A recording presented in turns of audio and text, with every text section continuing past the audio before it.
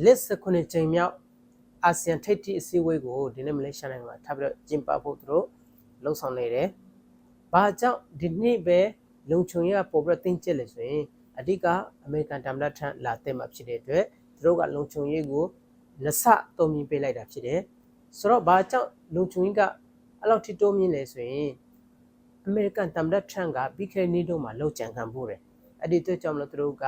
ဒီလိုမျိုးမဖြစ်အောင်နော်လုံခြုံရေးကိုလက်ဆတုံးမြင်ပေးလိုက်တာကိုကျွန်တော်တွေ့မြင်ရတာဖြစ်ပါတယ်။ဆိုတော့အဓိကကျွန်တော်ပြောချင်တာဒီမလေးရှားနေထိုင်တဲ့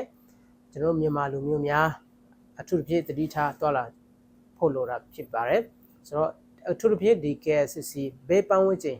နော် area ဖက်မှာမတွားဖို့လိုတယ်ဘာဖြစ်လဲဆိုရင်အဲ့ဖက်မှာပို့ပြီးတင်းကျပ်မှာဖြစ်တယ်လမ်းမတော်တွေပို့ပြီးများမှာဖြစ်တယ်